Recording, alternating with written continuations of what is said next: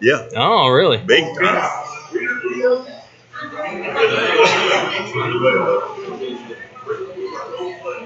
Yep. It's one of those things you like. It's like I've always knew it existed. I just don't know where it is. So Africa. Oh, okay. Yeah. It's not in Libya. Which one? Mali. I know, but Timbuktu, it's in northern Africa, but I can't. I wanted to say, I started to say Libya, but it's not Libya.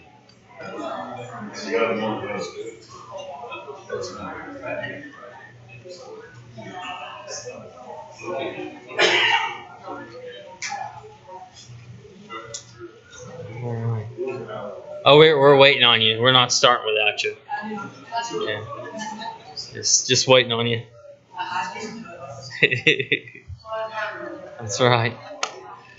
Kevin, you mind leading us in prayer in just a minute? Yeah. Hey, Kevin, you mind leading us in prayer in just a minute? All right. Well, it is about time to get started.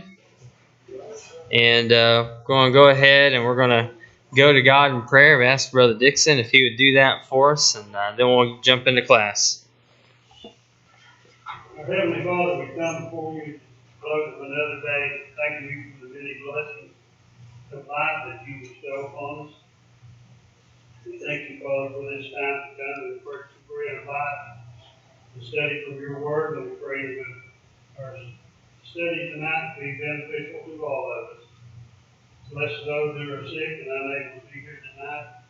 If your healing hand might be upon them, and go with us down through life. In Christ's name we pray. Amen. Well, last week we had some people that weren't here and they're watching online, and I didn't even think to turn on the PA system. I just went up, I turned on the computer, so there was no sound. So Barbara said she had a great time though. She said it was great. She just imagined what I was saying and asked me questions. I was answering them perfectly. Yeah. So it just and it was good. It was probably our best class we've ever had. So anyway, so yeah, we started off there in chapter 11. We're going to pick up in chapter 13 where we left off. Let's see if no.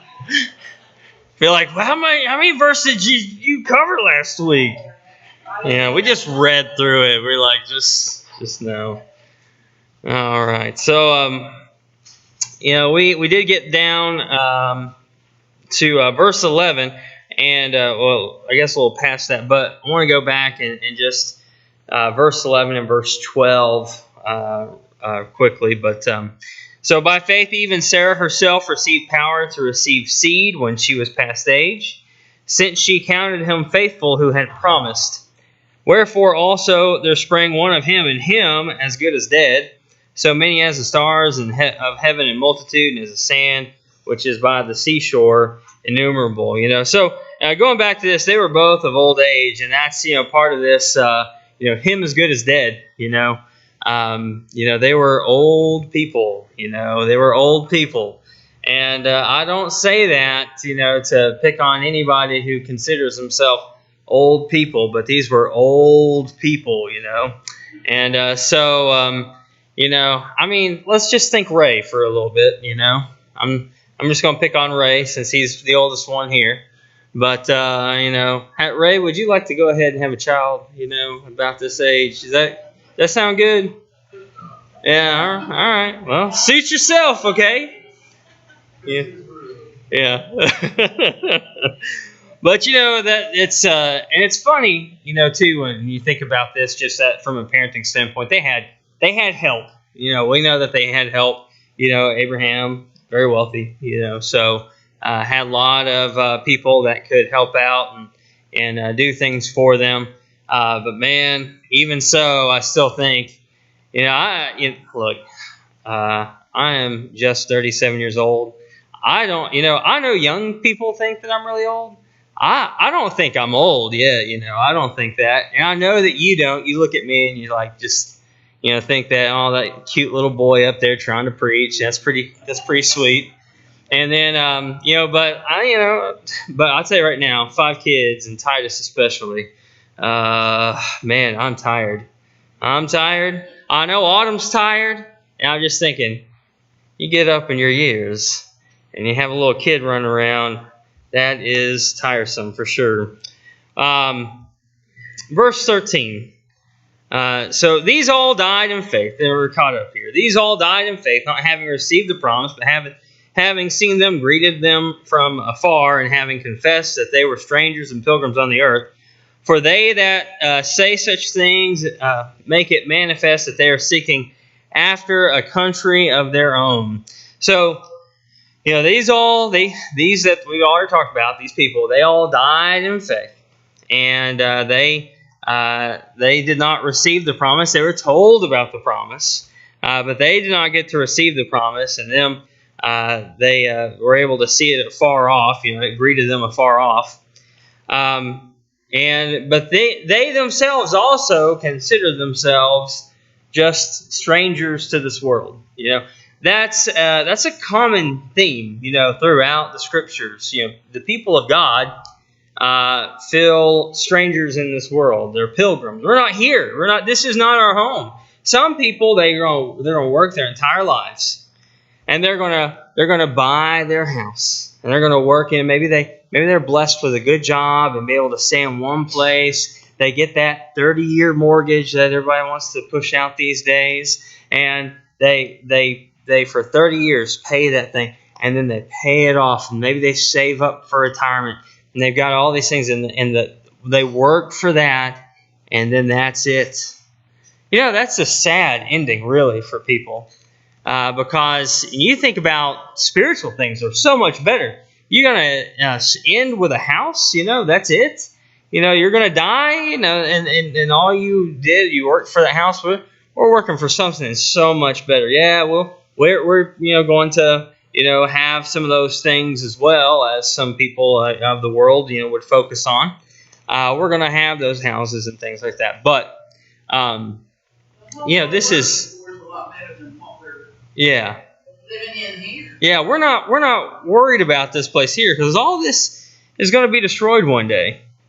I was talking with somebody, and I was just joking. This person very sincere, and so I'm just going to let you know what happened. But this person was very much about recycling.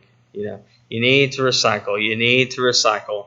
And I was like, yeah, that's fine. Go ahead. I was like, I've been in cities where they made you recycle, and that's fine. If you want to recycle, that's fine. If you don't want to recycle, that's fine too. I don't care. And this person, we're both preachers, and he's like, well, I'm a good steward of the things that I have. And I was like, that's fine, but I also realize it's just going to burn up. Like you go and you take it somewhere and let someone else, it's going to burn up. That's same thing. Whether it's a Coke can or it's the car, they burn up. Both of them do. It's not going to last. And we had a fun conversation about it, but and I was like, what, the earth takes care of itself, and we went and we had this big discussion about that. But all that being said, we need to really consider the things that we have and go, is really this precious to us? Is this something that is, necessary for us? Because, in the end, all these things around us, they're just going to burn up and it's going to be done with. Yeah. You know what? Maybe that's what they're talking about with global warming. Yeah, it's the final global warming. Yeah. I always love how the global warming on multiple occasions has those conventions have been snowed out. I love that. That's hilarious to me. Did I tell you about my friend, this preacher in Russia? Or he used to be in Russia. He's in the States now, but he said, we were talking, and he said, oh, you know what? We believe in global warming in Russia. And I was like, really? And he goes, yep, it's a whole half-degree warmer. And it's like, oh, okay, yeah. But, yeah, no.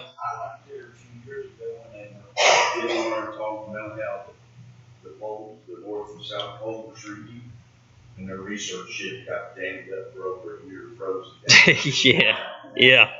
Gotta watch out, guys. Gotta watch out. It's those great big windmills that got frozen in Texas. Yeah. Yeah. Oh man, it's rough, guys. It's rough. It's what we do. It is like we try to strive for things, material things. But kind of paraphrasing what Solomon said, he said, you work and get these things, and then you die. What do you think the next guy will do with it? Yeah, yeah. You die and you give it to somebody who didn't work for it. Yeah, yeah, that's very much so.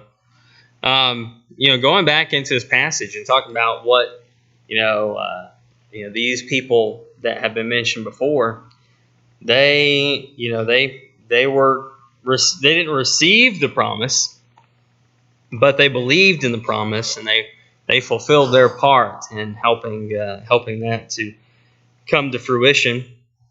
But then verse 14 says this: "For they that say such things make it manifest that they are seeking after a country of their own." They're looking for something better, and that's what this. When we're studying, that's what all this is all about. You have something that we're looking forward to.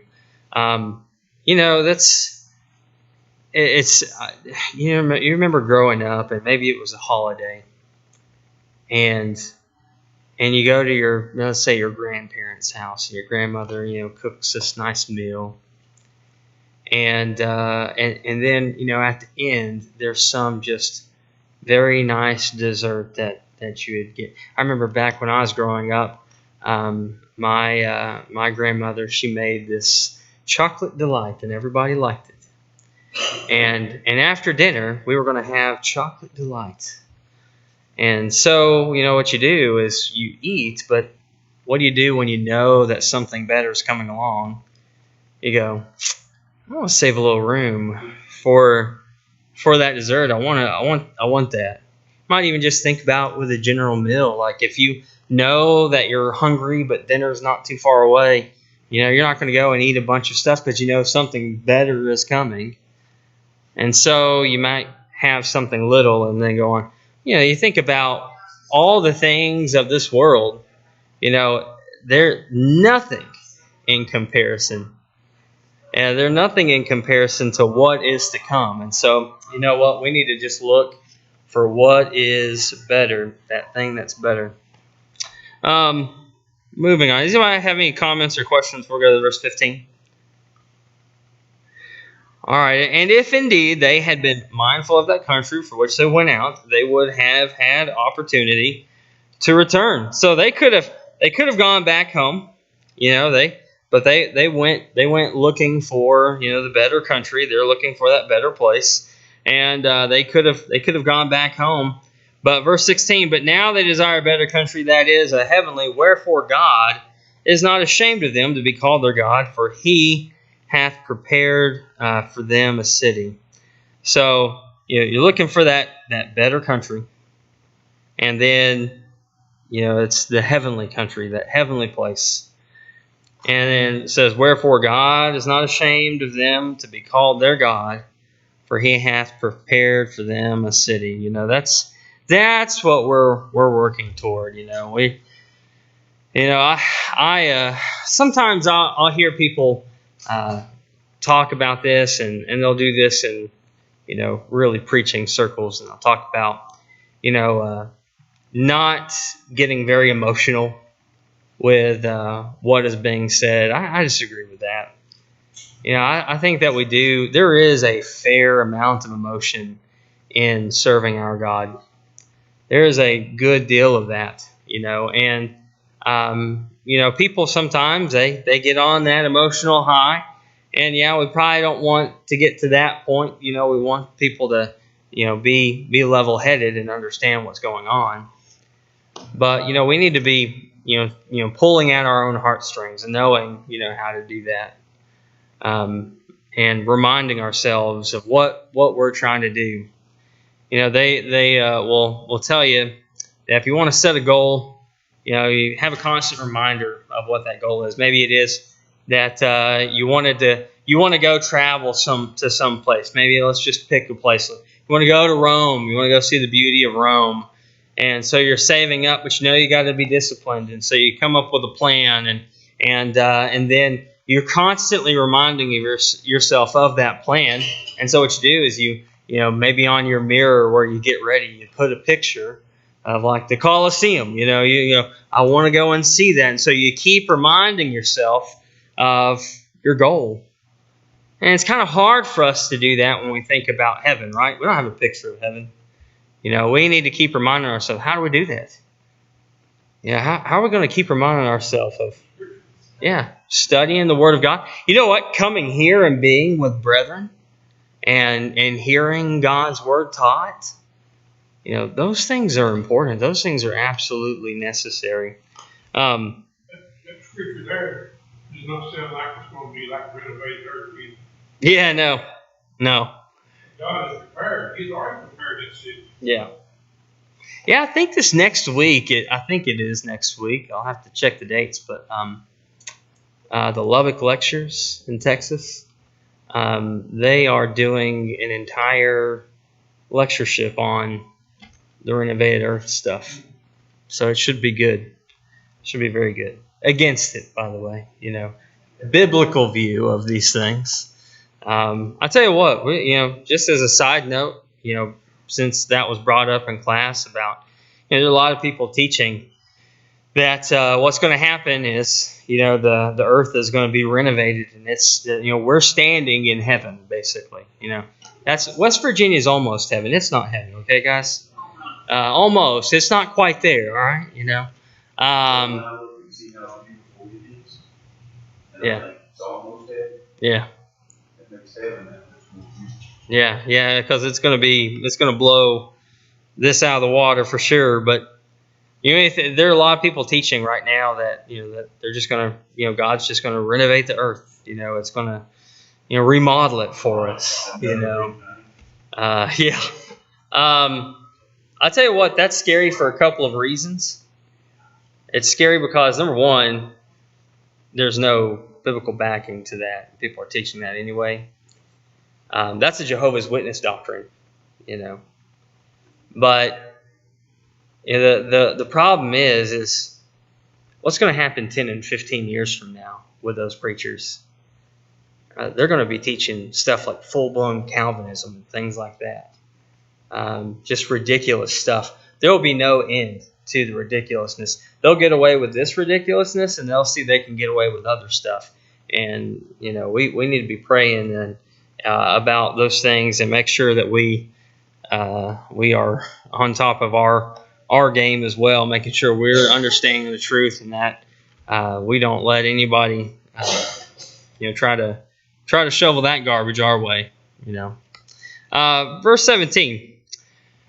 By faith Abraham, being tried, offered up Isaac. Yea, he that had gladly received the promises was offering up his only begotten son, even he to whom it was said, in Isaac shall thy seed be called. So here it is again. We know this, and we knew that getting into chapter 11, we were not going to be able to stay and talk about every little thing. But you go back and you see what Abraham had to do. He was told to go and to offer a sacrifice of his only son, the son of promise, the son that would have, all these things that had been promised that was going to come through Isaac. And he was told to go and to sacrifice him. And, it's a big faith-filled moment, really. I mean, that, he would do that.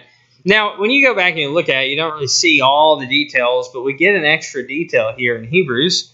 And it says, verse 19, accounting that God is able to raise up even from the dead, from whence he did also in a figure receive him back. So, he's saying, look, he could resurrect him from the dead. This was really, really, I don't know if I just listened to the wrong guys growing up, but so many times I heard people say, Well, maybe, Abraham thought this. Maybe he thought that he would raise him from the dead. And I thought, okay, well, maybe he did. I don't know. And then, of course, it's there in Hebrews chapter 11. And nobody's giving out that passage. I was really discouraged about that. I was like, why are people... They're saying maybe, but they haven't read Hebrews and found that it's not a maybe. That's what he thought. That's an interesting thing. But, yeah, so he believed that, of course, he could have done that.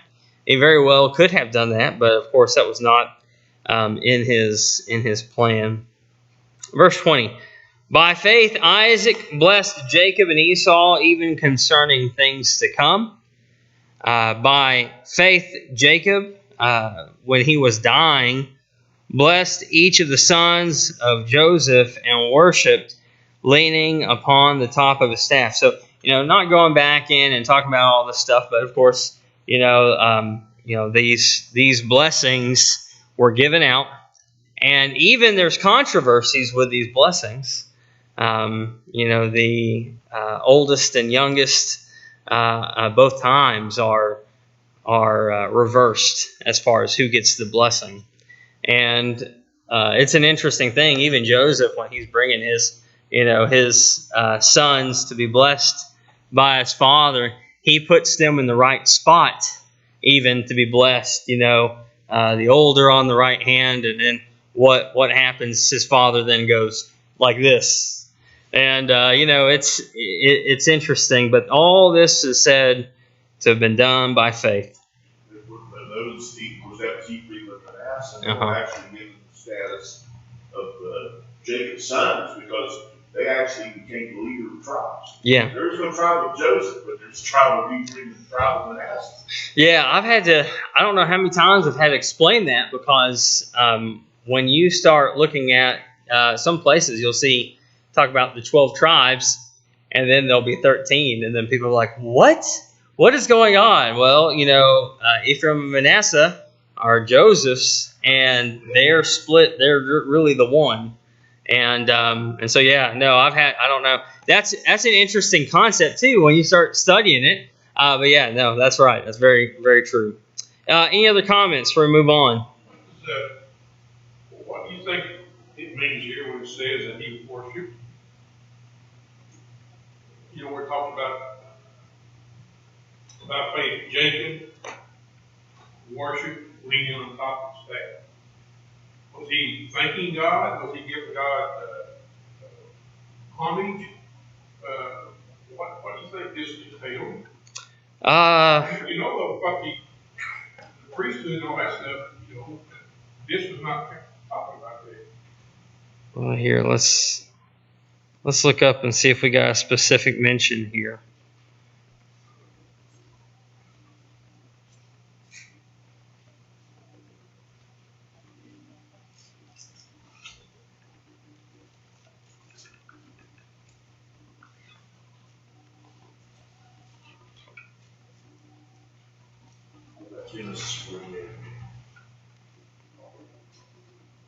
Genesis 48.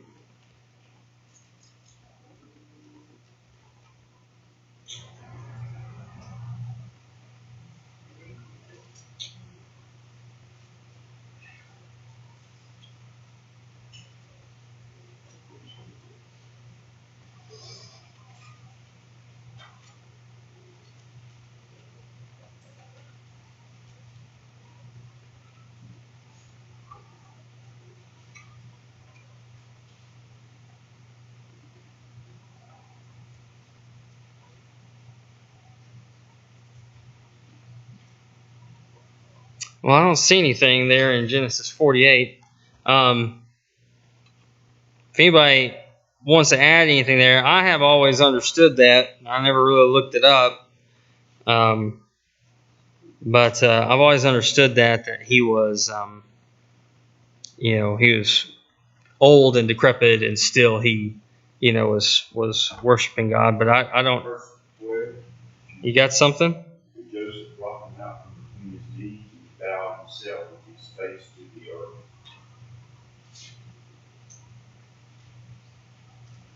But of course, Of course, it could be after that. he was thanking God for the life he'd had with his sons, and he was kind of giving them over to God, and thanking God for this. Let's see. I'm still looking here. I'm not finding anything in the chapter.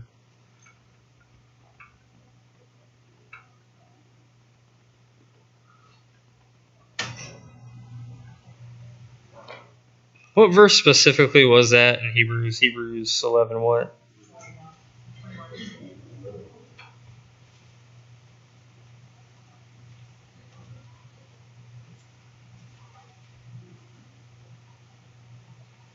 Well, I've got a reference. It goes backward to Genesis 47.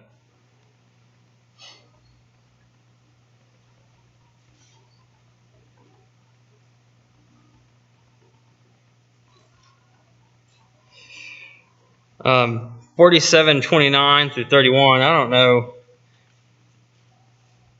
if this is exactly it.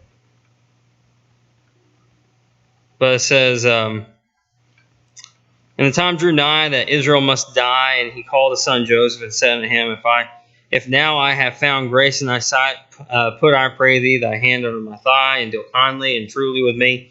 Bury me not, I pray thee, in Egypt, but I will lie with my fathers, and thou shalt carry me out of Egypt and bury me in their burying place. And he said, I will do as thou hast said.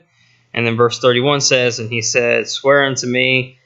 And he sware unto him, and Israel bowed himself upon the bed's head. I don't think that indicates anything in particular. Like I said, going back, maybe I should have done this before now, but I've always understood that he is, he, in his old age, he still is putting God first. He's still worshiping God. Anybody have anything to add to that? I'm certainly willing to be wrong if we find the right answer. Anything? There's two different translations in here. New International says, and worshipped as he leaned on the top of his staff. And then there's another one that says, and bowed in worship as he leaned on the staff. Mm-hmm. I don't know. I found a commentary that said the expression regarding Jacob's staff seems to imply both his extreme age and nearness to death, as well as his humility in worshiping God despite his age. Yeah,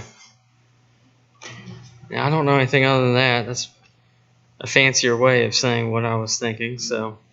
He was faithful enough. Yeah. If you find something else, let us know. Let us know. All right. Yeah. Sometimes those little questions, you can go around and find a good answer and in a short bit. But I don't know other than what we've just said. I don't know of what that would be pointing to other than that. Verse 22, By faith Joseph, when his end was nigh, made mention of the departure of the children of Israel, and gave commandment concerning his bones. And of course, Joseph, of course, in Genesis 50, does say, look, this is not where we're going to stay. This is not according to the promise. This is, so he understands that. So whenever you leave, because you're going to leave, take my bones with you. Genesis 50 said that. Basically, he's saying that you're going to leave one day. Take my bones with you. Yep. It's almost like a promise. Yep. By faith Moses, when he was born, was hid 3 months by his parents because they saw he was a goodly child, and they were not afraid of the king's commandment. So again, here's another one. Moses. This is not Moses; it's his parents this time. We oftentimes think of Moses and the faith that he had, but his parents had faith here and hid him. And it says they were not afraid of the king's commandment. They knew we're gonna take care of him. We're not afraid of this. That's needed. That's needed for us to not be in fear of the government. This is wrong. They were going to kill their children. That's wrong. If the government asks you to do something sinful, you don't do it, and that's just plain and simple. And so they're not going to do it. They're not going to follow suit, and so they hid their child. Verse 24. By faith, Moses, when he was growing up, refused to be called the son of Pharaoh's daughter, choosing rather to share ill treatment with the people of God than to enjoy the pleasure of sin for a season. Now, I'm not going to go into much detail here, but if you were to look at the Egyptian world, it's but we oftentimes think of Rome. We think about the Romans and how very perverse that they were. Egyptians aren't really far behind. When you think about really times even today, nothing is new. It's just that we have new forms of the old things. And so, while we may have things that people can hide their sin to some degree, that was not the case. Think about even simple things today. It used to be the case that certain sins were, hard to partake in without being seen. And, I think most people, think about, like the pornography and stuff, how much easier that is to get a hold of. But here, think about this. What about alcohol? Is that easier to get these days without people knowing? It really is. Not only can you get it just about anywhere you go, you can have it delivered. Yeah. So, they'll mail it to you. They'll bring it to you. It's just it's a lot easier, and people could do that and not be caught. 6 o'clock Sunday morning. 6 o'clock Sunday morning. Yep. Oh man. Anybody else have comments about that? Of course, this is an interesting thought, but we call him Moses, but we don't even know his original name. What does parents call him? We know him as Moses, but Pharaoh's daughter is the one who named him that. Yeah. Yeah. Came out of the water. Yeah. So, that's a pretty, just a side thought here. That's probably a sermon right there. That Moses being pulled out of the water and the illusion of things, of being saved even today. It's an interesting thought. Verse 25 still. So he chose rather to have ill treatment with his own people than to enjoy the pleasures of sin for a season. So he knew that what he was able to have was not good. And so, of course, we know the backstory that, the abuse of the Egyptians to the Hebrew people, and Moses sees this and slays the man, and then it's found out that more people know. So, without going back and looking at all that, those things are all in the context here as well. But, the same thing, we should think about that for ourselves. The pleasure of sin is for a season. Do seasons last forever? No, they don't. A few months in and you get another one. You get 3 months and you get to choose some different weather. And you think about that. Seasons. We talk about that in proverbial sense as well as it's being mentioned here. We may talk about our season of life, and we have to remember that that when we're doing things, we have to do things according to our season of life.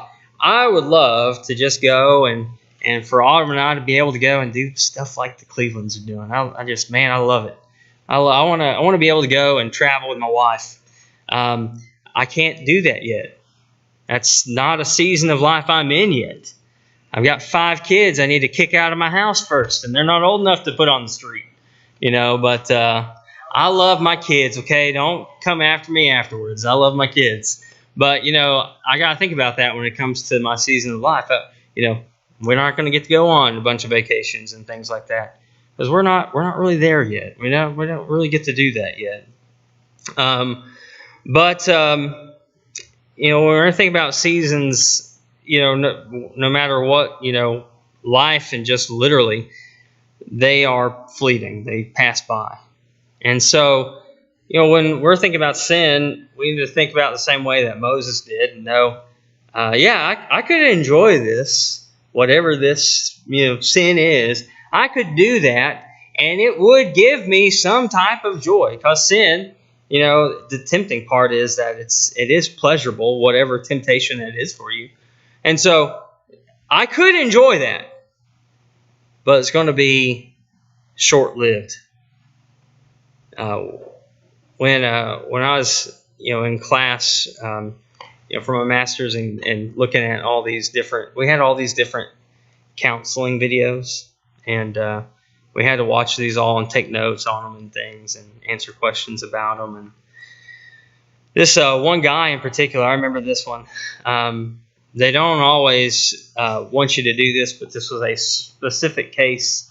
And they had this married couple, and they were talking about things, and this man had cheated on his wife, and they're trying to get things worked out.